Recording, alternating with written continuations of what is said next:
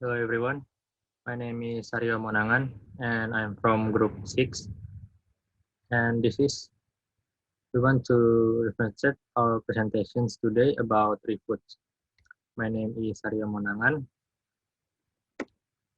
and then we go to the system analysis. This project will discuss designing the refood admin system in PHP MyAdmin as well as searching for food menus in the system and programming using NetBeans. Making these admin systems aim to monitor activities or data on food that will be used by users. And in this report system, we have food ID, which will store food ID so that it's easy to find. And then we have food name, which stores, adds, or subtracts the names of any food that is available. And then food price, which will display the price of the food, and the food stock, which will store whatever stock on each food. Then in our cell systems, we have food ID, food name, food order, which will enter the amount of food orders, and food price, total price, and finally the date of the food sale.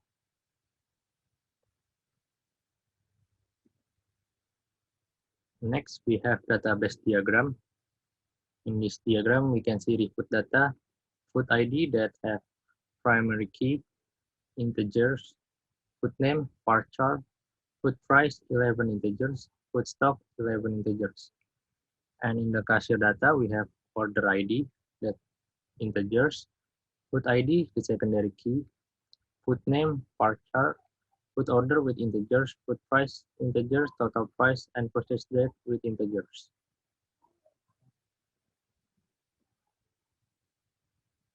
And this is the login data code. In this code, we build the publicized admin login, and then we add an action to the login button that we will be directed to private void button, login action performed. And if the app username get text equal admins, admin is the admin users, then that admin is the admin username. And then TF passwords get text equals admin1234 and the password is admin1234. And this post, this is the code that point to the gframe object login, and this post, which is the command to close the frame. Then choose new choose this is the code, the frame that will be used in another class frame. And then choose.set visible true is the command to bring up a gframe. And this is the menu data code. We built a public cache for choose. Menu data code, and just like earlier here, we add an actions to the cashiers and admin buttons. And then this.dispose form cashier, new form cashier, and set visible true to bring up the gframe options on the menu.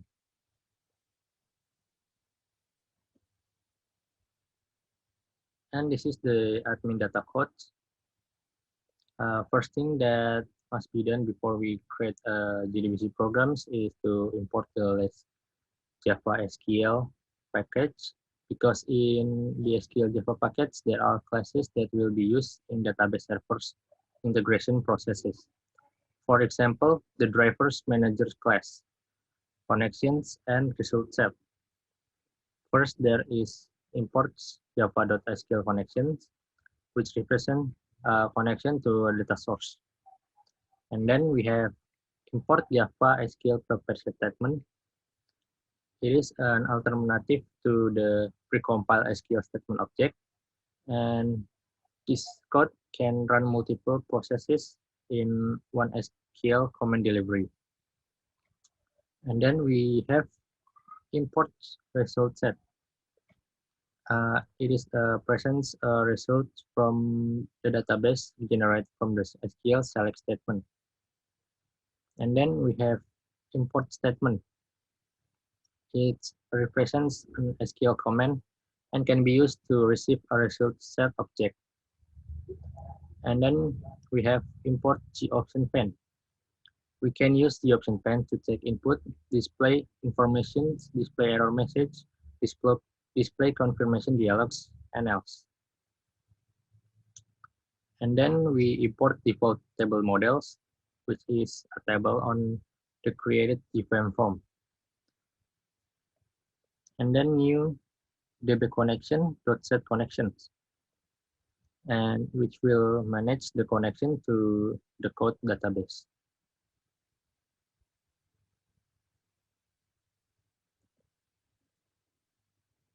And this is the cashier data code. It's the same from earlier. We have import connections, purpose statement, result statements, the option pane, and default table models. And we build static connections, static statement, static string, purpose statement, and result set. And this is the database connection code. We built public class database connections, and then we create this class to connect to the database.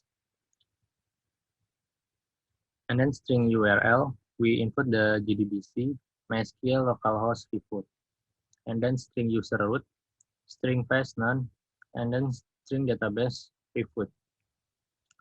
And for class.forNames is in this code, the driver for MySQL is called. And then connection, driver manager.get connections, URL user path. In this code, connection to the database is done. And that's it for me. For the next presentations, will be presented with my friends. Thank you for listening. Okay, so next I will be explaining about our design interface and our user interface. So first we have our program here. This is the actual program. I will be explaining the program as I go through each process. So this is the admin login window. So in this window, the staff will input their username and password, and then they will proceed to log in using this button.